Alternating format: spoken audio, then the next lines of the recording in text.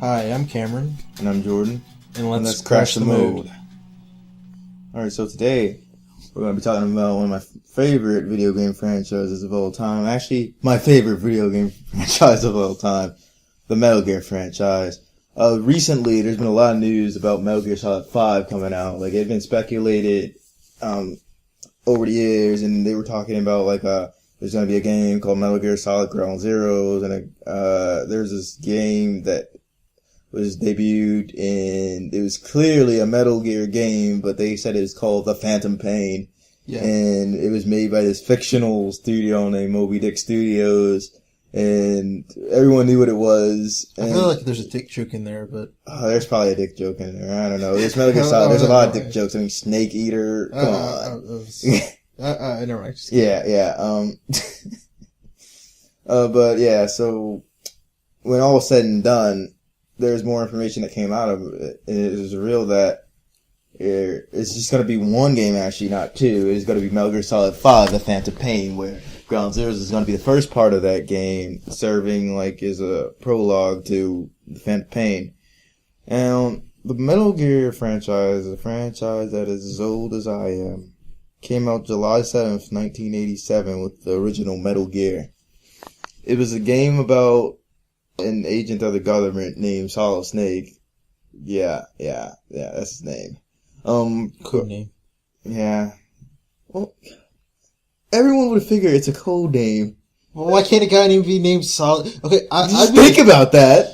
Okay, no, you're like, that's his name. Like, it's a weird thing for a name. Yeah, it is a weird name for a code name, too. Okay. No, I mean, I see your point, but it seems like nitpicking. It doesn't seem like... Okay. It just seems like weird for a code name. Like, you're making oh, that's a weird name. No. It's a weird code name, too. I'm just saying. But, yeah, so, yeah, a character named Snake, yeah. And he also is known as, Solid Snake, and so anyway, he's a spy in a government, and he's sent into a foreign land called Outer Heaven, which is pretty much an island full of mercenaries, and he's sent in by his boss, Big Boss, and by the way, this... Clever name. Yeah, I know, right? So, this whole podcast here is going to contain a shit ton of spoilers, so I'd just turn it off now, and if you don't want anything spoiled about the entire Metal Gear franchise, if you're familiar with it, or you don't mind spoilers, continue. So, he goes in there, he meets Grey Fox, who's also a member of Foxhound, the organization to which Solid Snake belongs to. And they go on, and eventually he has to stop the leader of Outer Heaven, which is revealed to be Big Boss, who also revealed to Solid Snake that he's his father, kind of like Darth Vader revealed to Luke. And after that was just that was going to be it. That was going to be the end of Metal Gear. He's actually a clone of him. Yeah. I was going to say that later, but that works. Yeah, he's a clone of him, but then not really. Let's just say he's a clone. But he's not. Let's just say he's a clone. They said in 4 that he's definitely not. He's not. He's basically wherever. He's close. But yeah. So that was gonna be the end of Metal Gear. Right at the first one. I don't think Hideo Kojima really intended to actually make a sequel, or at least not for a while. I mean, he kind of moved on for a little bit. He created another game called Snatchers at that time, and the American segment of Konami, the publisher of the game, they had an American segment called Ultra Games, and they actually made their own sequel to Metal Gear, which is regarded as non-canon. Kojima straight up annoyed that for damn good reason. It was called Metal Gear 2 Snake's Revenge, because he needed to get revenge on something. And the villain, at least in the guidebooks, is known as High Roller Kakamini, because Ayatollah Khomeini, that whole deal. Yeah, they thought that was clever. But the story, and I don't know how true it is, but this is the story as I hear it. One of the guys who worked at Ultra Games runs into Kojima on a train, and he talks about the game, Snake's Revenge. That sounds like the start of a porn movie. Oh god, why? Just why? He walked onto a train. I could see the bulge in his pants, and Oh God, why? This is taking a weird turn. Anyway, continue. Yeah, it is. But it's always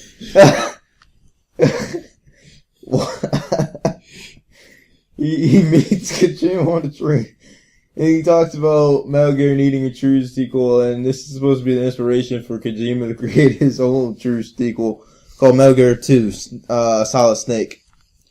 And now that is kind of tainted because you went a weird direction with that. But it's very confusing because a lot of people don't understand that there's two Metal Gear 2s. Yeah, and there's a good reason for that, though. It wasn't until recent years that Metal Gear 2 Solid Snake actually came to American seas. Because the original Metal Gear, just like Metal Gear 2, came out on a system called MSX. It was closer to a computer than a video game system. And it was largely on the other side of the world, not here. And so even it was the original Metal Gear and Metal Gear 2 Solid Snake. They didn't get here till much later. There was a heavily altered port of Metal Gear that appeared to Nintendo that like most people came to know. So that port of Metal Gear and then Metal Gear 2 Snake's Revenge, they're both non-canon.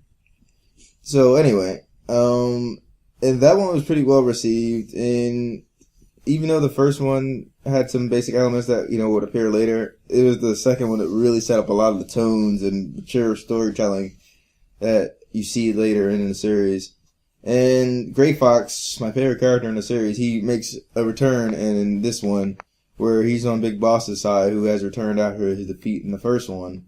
And he's on the side, and he's forced to square off against Snake by the end of it. And while the original one came out in 87, this one came out in 1990, and it would be another 7 years before we saw like a major Metal Gear game. In between that, there was games like Police Knots, like by Kojima, like the creator, and things of that nature. And eventually, between Metal Gear Solid 2 and Metal Gear Solid and all that stuff, and all Metal Gear's games, there was oh God, why am I suddenly blinking on that? Robot game. Oh, Zone of Enders. Zone of Enders, yeah. Yeah. You just got that. Yeah, I did. Got the two of those, and those are pretty good. Yeah, there's an HD remake that came out recently. Yeah, it's pretty damn awesome. Second one more than the first. But, yeah, so Kojima did work on other games besides Metal Gear, though I'm not sure most people knew that. But, so Metal Gear Solid came out in 1997, and it broke ground like nobody's business. It's a pretty solid game that holds up even to this day. That was the transition from Metal Gear to 3D. Yeah, and that's all. Like, it's called Metal Gear Solid partially because of that change to 3D, but also because of Solid Snake. Was that the first one with codec conversations, or the previous ones have codec? No, the previous one had radio conversations, so it was the first one with codec conversations as well. So it set up a lot of good themes that will appear in the story, and it fleshed out some of the story in Metal Gear 2. In fact, it was the first Metal Gear game that I ever played. Like, I was 15 and I got that from GameStop back before, people beat you down about that whole being under 17 to get a rated M game. And it changed my life. It was a pretty damn amazing game, and in that game you meet Solid Snake's twin brother, Liquid Snake, which, now that I'm talking about it here, sounds a little ridiculous, but he's a character that was really held back by his insecurities. He could have been awesome, but he wasn't. And so that game, the conflict is set up with those two. By this point, Big Boss is allegedly dead.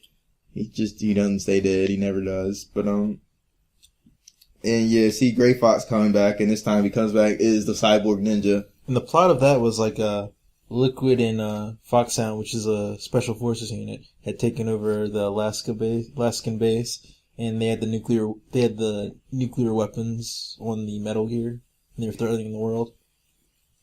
Yeah, because I didn't really mention it in the other ones. The whole thing's called Metal Gear because of like the type of bipedal tanks that are called Metal Gears.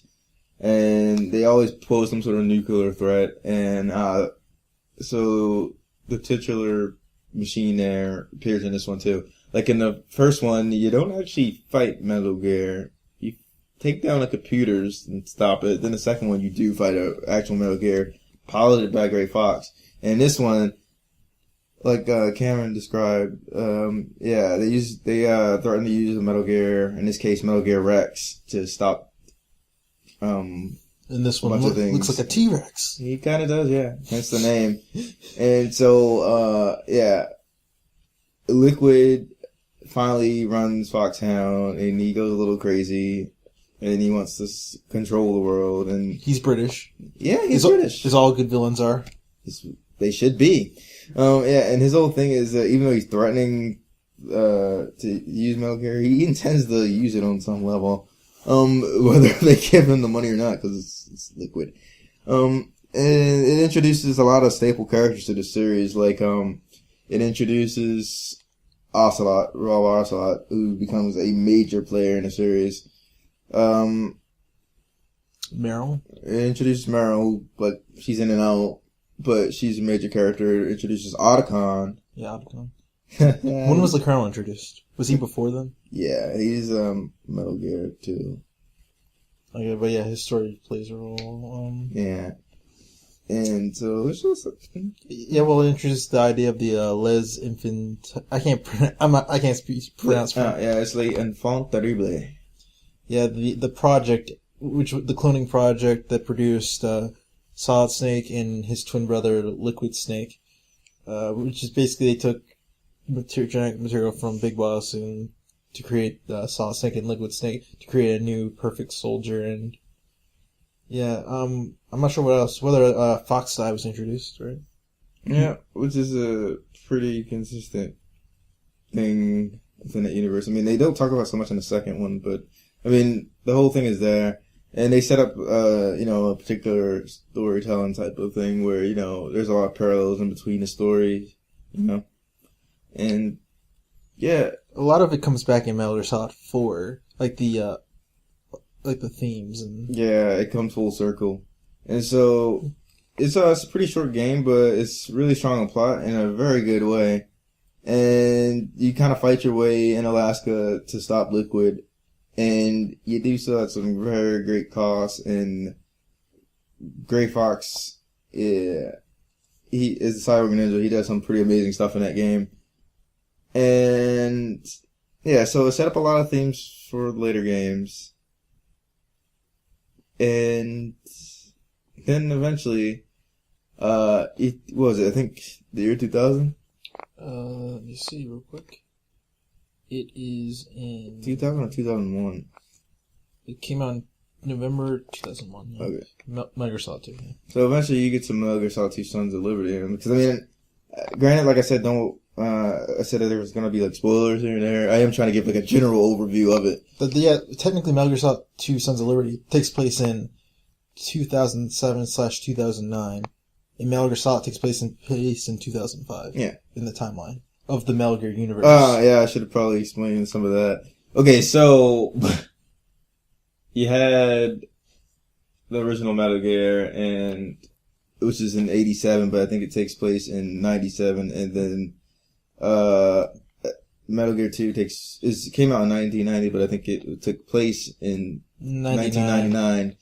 And then, like you said, you had Metal Gear Solid in 2005, and you had Sons of Liberty, which took place in 2007 and 2009. And then the third one takes it in a different direction. But so basically for the second one, Snake's back at it.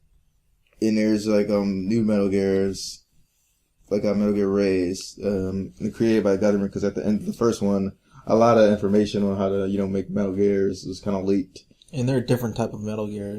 They're supposed to be anti-Metal Gear. And they're designed to be more mass-produced, right? Yep. Mass-produce anti-Metal Gears. Yeah, so they're supposed to be pretty powerful and easily mass-produced, and eventually you're introduced to another character who also shows up a lot in the series, which is Raiden. And in this one, oh man. There's a major controversy here. Yeah. He's, in my opinion, easily one of the most annoying characters in the franchise. Can you explain about the switcheroo? Oh, yeah. So, Kojima, he likes mind-fucking people. That's what he does best. At the beginning of the game, you play as Solid Snake for a good portion, maybe 25% to 33%, and then you go 2 years into the future, and you're on this mission, and you can't help but notice that this character that they're calling Snake sounds a little different from Snake. And even though he's wearing a mask, you're like, yeah, this is clearly not Snake. And then it's like, bam, there you go, this is Raiden. And so you have to play as Raiden for the rest of the game, and you find out something about him, and he's a fairly annoying and obnoxious character. From my understanding, he was created to appeal to both like female and male gamers, but not a lot of people. He's basically really, a Japanese anime character. Yeah, pretty much. But not a lot of people received him well, though. Like, it's just Raiden. Because basically he was just a whiny little bitch. A trigger-happy whiny little bitch. So what was the plot? So in the beginning, it's that they're trying to stop this new Metal Gear Ray. But by the time you get to Raiden's side of the story, they are mass-produced, and he's trying to stop that, and but he's under the impression that he's after a very different goal.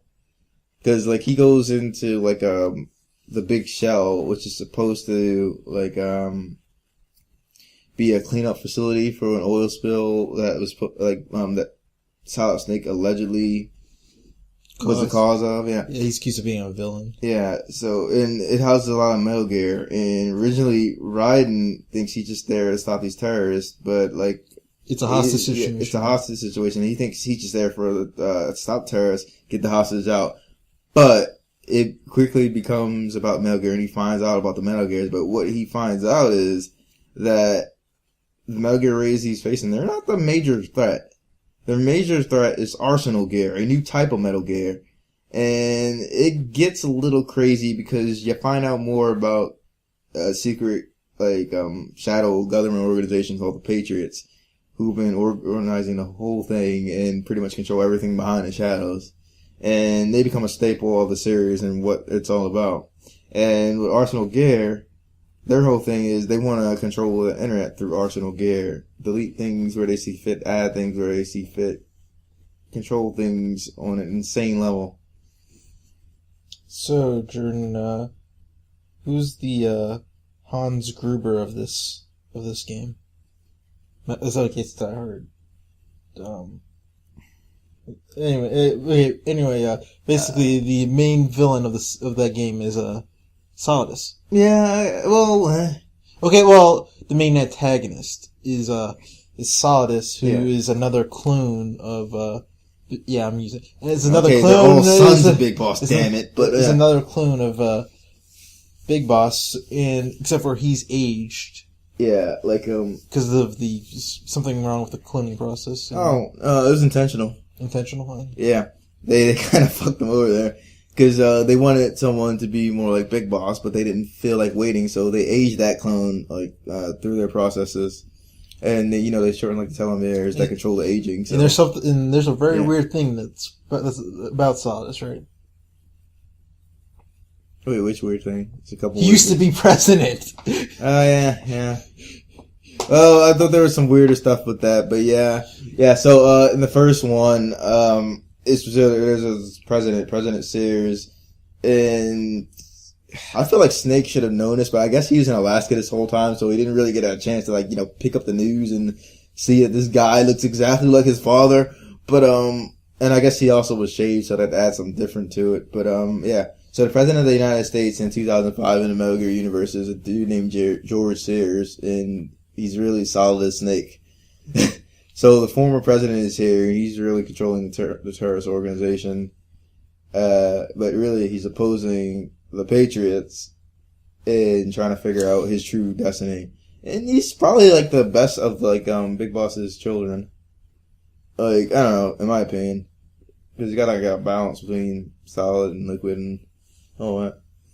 But yeah, he's a major character in that game, and whereas you had Foxhound before, you have Dead Cell here. It's a little bit smaller group, and they have some really weird abilities. All eventually get explained by science. Because you have Fortune, she was kind of mopey, nothing could hit her, but it was sketchy EMP stuff. Yeah, she is basically a suicidal character, and for some reason, no bullets could kill her. They couldn't figure it out. But essentially there's some kind of it's not, I don't think it was electromagnetic pulse. No, it was the field, my bad. It was an electromagnetic field that would stop bullets and all of this, that sort of things. Although, I think they did say an EMP device, but I think they were mistaken. Is what that is. There's some sketchy stuff like that, though. Okay, so there's the electromagnetic field that would deflect bullets, and she thought it was just her. She was like God was like punishing her. Or not God, but like she was like being she was cursed. That's not my problem with it. She absolutely believed that was the case, but it's like, oh my God, if you just want to fucking die, take a knife or poison yourself. Yeah, you don't have to get shot by a fucking bullet. I never understood that. Like, did she never jump off a building? No, she did not. Her whole thing was did she not take pills? That's like when exactly right. Her whole thing was she didn't get shot. Grenades were turning into duds around her, stuff like that. But it's like she could take pills, like, or she could jump off the bridge, like you said, or she could, slit her. I don't know. But her whole thing was she was mopey, and then you had Vamp, who also couldn't die, and his whole thing eventually turned out to be nanomachines. With that, it's always nanomachines. Yeah, these days, nanomachines, son. Yeah. That's a whole thing way down the line, though. Nanomachines, but yeah, so that was Vamp's thing, but he did a good job of that. And like, honestly, there is some funny shit in Metal Gear Solid 2 if you look closely. Cause there's a Coda conversation where they're describing like, Dead Cell and who they really are. And there's a Fat Man, he's another member, but no one really cares. So, you eventually do meet up with Snake as Raiden, but he's disguised as Iroquois Pliston when translated. The Iroquois part is Snake, so he's really Snake Plissken, and that's a reference to Escape from New York, which Snake himself was based off the main character in there. Yeah, look up a picture of what's his name? Kurt Russell. Kurt Russell from Escape from New York in Solid Snake. Yeah. Tell me they're not the same character, or even like, I guess the closest to the look would be Big Boss with the eye patch. Connery. Yeah. Big Boss with the eye patch would be the closest look to him. Yeah. So, yeah, that was a nice slick little reference in there. But, yeah, so there's a conversation, and Snake is talking to him, and, Raiden, and so he gets to Vamp, and so he's like, he describes Vamp's background and how he was in a church fire, and eventually he had to drink his parents' blood to stay alive, and all that stuff. And so he's like, oh, so that's why he's called Vamp. He's like, no, he's called Vamp because he's bisexual. He's like, wait, what? But him and Fortune, right? And he's like, he's bisexual. And he's like, and he had a relationship with, Fortune's father. He goes, wait, no, what? And he's like, yeah, keeping it in the family. Nice, huh? It's like, oh God. So yeah, he had Fortune and Fortune's father, although with Fortune, it's like, they're this weird, like, friend relationship thing. But anyway, yeah, Vamp pretty much sleeps with everyone in that series. But yeah, so, a lot of crazy shit happens in the second one. Yeah. A lot of people consider it the most confusing of the games. They do. That's because most people are idiots. Well, I think the thing is, like, they hear the story like we're explaining it. If you're just listening to the story, I don't think you'll understand it. Like, probably not, but like, if you're actually playing the games, there's no reason why you should not understand what the hell is going on. It's like, if you actually bother to follow with it, it's like they do explain it all. And another crazy thing happens at the end of the game, right? Oh, yeah, With yeah. Ocelot. Huh? Which? Oh, when he goes berserk? But, yeah. So, before you get to all that, it's like, I think most people got confused by the part when, you get into Arsenal gear and you kind of sabotage it and, like, it starts going fucking crazy. Yeah. And so, it turns out the colonel that you're talking to in this game, which, by the way, they never say Campbell in the codec, screen. Like, in the first one it says Campbell, right? Like, he's Colonel Campbell. In this one it just says Colonel. So the Colonel that you've been talking to is actually an AI construct. Like, yeah, and it's kind of like, it's messing with your nanomachines and all this, and so when Arsenal Gear goes crazy, it affects that construct. And he starts saying, like, the craziest shit to you. It's like, it's amazing when the Flapjaw worm and, no. It's amazing when the purple stuff worm and Flapjaw's face with the tuning fork does a raw blink on Harry Curry Rock. I need scissors, 61. He says shit like that all during that. I'm kind of creeped out that you memorized that, but... Don't judge me! I remember a lot. Yeah, so... it goes a little crazy and it throw little people off, and there'd be points where he's like, turn off the system now, and some people out there turned off the system. And it's like, oh, come on. But, yeah, a lot of people got thrown off by that, and they didn't know what was going on. They didn't know if it was aliens or what was going on, and, yeah, it threw a lot of people off, but it's like, come on, it wasn't that bad. So then Ocelot kind of goes insane and reveals a whole bunch of shit.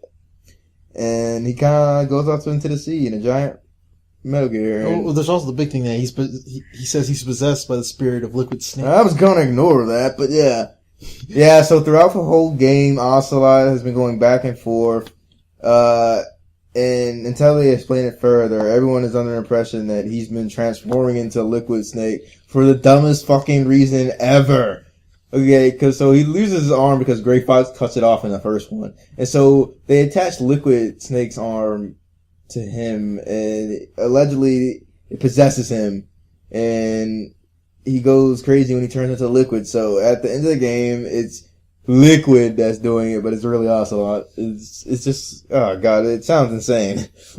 It's also, it's probably the most meta of all the games. Yeah. It's a big commentary about like reality and video games and purpose and what that means and what's okay and who should really get to decide what's right and wrong and who really decides what's right for society.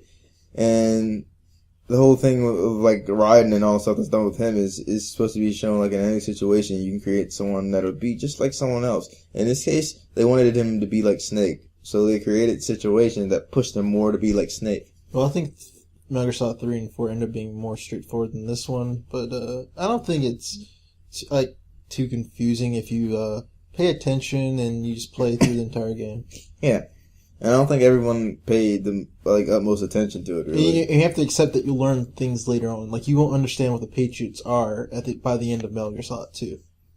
But you will by 4. Because, like, I mean, they intentionally make it confusing, though, at the end, because they're like, the real Patriots died 100 years ago. Yeah. But that was revealed to be false information, of course. Yeah, it's crazy stuff like that. But do you think that was like something that they had planned, but then they realized it was stupid and changed it? I don't know, honestly.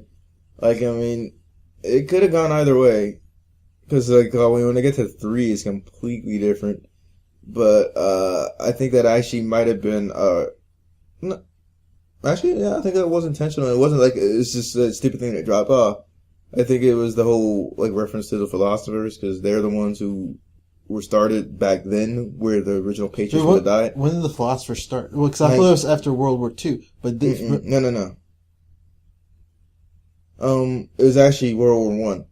Was it World War One? It was right after World War One to be the start of that. Yeah, because they got together and they were like they didn't want anything bad to happen between the 3 main countries. Like it was Russia, China, and America. And they're the ones who were the philosophers, and they had like philosophers schools during like the 30s.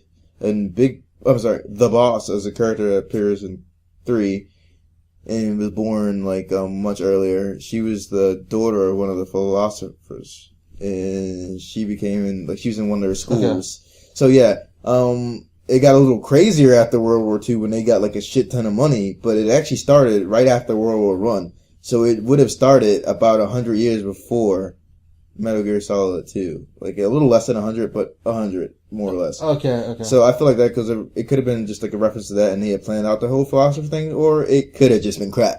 And they kind of worked with that and say, this fits nicely, because Kojima's very good at fixing his bullshit.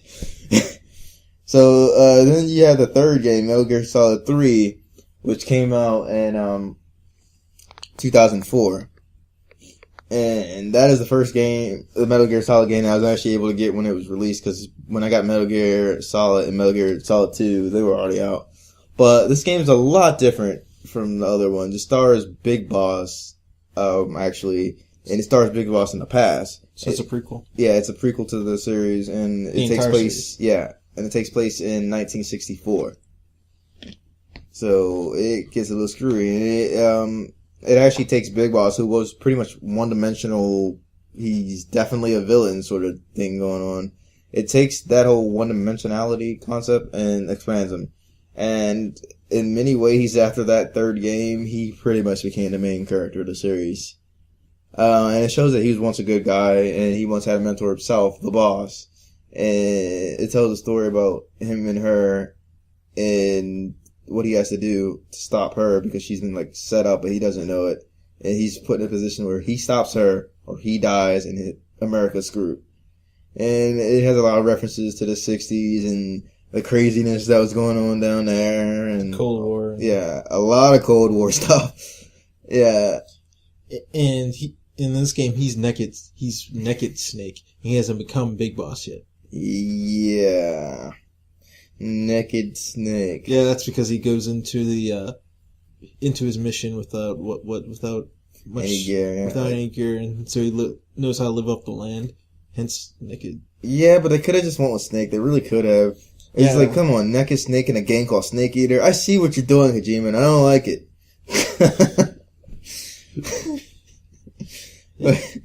Well, the other big change was usually with Metal Gear Solid, you're in a sort of urban environment. I mean, more like a base. You're like in a base or some kind of, or you're indoors, and so you're going through hallways and everything. But this was an open. Well, it's not open, but it was a jungle area where you can move around, and you could hide in the bushes and trees. It was very interesting, and you actually had to eat to survive. And even though it's a game where they, say you shouldn't kill people and all that stuff, there are so many different and creative ways in which you can kill them if you use your mind correctly. Like, I mean, I oftentimes would take some TNT and blow up the ammo houses and the food houses. So it's like as you progress through the games, you actually do see what you did like affect the soldiers. Like, they start to starve to death and they start hallucinating. So sometimes you can sneak past them because they're hallucinating, and sometimes their aim is awful because they haven't eaten, and then they oftentimes run out of ammo, and so they'll just like use handguns. And it's like Big Boss in this game, he's like a fucking army. You can just shoot at that guy, he won't die for the longest time. This was also introduced the CQC system, and that became pretty prominent, and that's a pretty cool combat system. And for all of those who don't know, it's a good way for like people to disarm opponents and stuff like that. And close quarters combat. Yeah, that's his real name in there. And Big Boss and the boss in this game, they create that together. And it does have a real world part, like close quarters battle. You can call it still CQC if you wanted to, close quarters combat and all that. So it set up a lot of interesting things. You find out more about the Patriots, you find out more about Big Boss, you even find out more about Ocelot, who turns out to be the boss's son. And as well as a character named the Sora, who was part of a unit called, the Cobra unit during World War II that the boss was the leader of.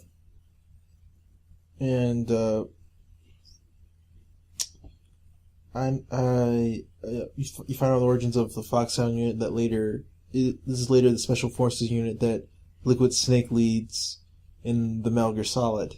Yeah, and that Metal Gear Solid. Yeah, and that Big Boss led in Metal Gear, and later fought against in Metal Gear 2. And you find out that he also created it, all that good stuff. And they have a lot of good gameplay and story elements, like seriously eating the animals, like you had to do what you had to do, and then there's like some animals would actually poison you, the same with some plants, and that was pretty cool. And like there's actually like a mushroom that's supposed to put you to sleep, and it does. And some of the conversations are pretty awesome. Like if you eat this thing called a gold clap mushroom in the game, it recharges your batteries, and if you like talk to people in the game, like they'll call you crazy. And like you hear two of the characters, they're talking, and you can hear them whispering, but it's audible, and they're like, he really believes it recharges his batteries. What the hell is he talking about? That's not possible. If he believes it, just let him be. And like there's a little thing where if you spin yourself around enough, you vomit. But yeah, so there's a lot of fun stuff like that in that game. This game feels like a James Bond game. It's very different from the other games. That it's like a tribute to James Bond movies. Very much so. Even like the main theme, Snake Eater, is Snake Eater. And It sounds like a James Bond intro. It's pretty awesome. And I mean, there's what's her name? Eva is like a Bond girl. It's like a Bond girl where she's kind of like a femme fatale, and he ended up sleeping with her at the end. And Yeah, although it's pretty funny throughout the whole game because like he was just like he would refuse her advances. It's like you didn't know if he was like gay or he was just not interested or he was just super focused on a mission. It turns out he was just super focused on a mission. And it's great because at the very end, you know, he's forced to kill his mentor and all that. He's chilling. He's thinking, oh, I finally get to bang this chick that's been like sending me these strong signals. And then the Ocelot just, he cocksblocks. he cocksblocks. And they get into a giant fight about it. And then he finally does sleep with Eva only to have her horribly betray him. It was like, damn, Big Boss cannot catch a break. So I turned this villainous character into a sympathetic one, and then they later do have a sequel to that called Metal Gear Solid Port of Lost, but some things happen in there that are important and some other things not so much. I mean, they put it on PSP for a reason. And eventually there's another sequel in the Big Boss angle, and that one is Metal Gear Solid Peace Walker, where they expand on even more about the Big Boss saga. And both Port of Ops and Peace Walker take place in the 70s. Both were released on PSP, though there was a port of Peace Walker included in an HD collection of Metal Gear Solid for the PS3. Oddly enough, no original Metal Gear Solid, but then, you know, that's another thing altogether.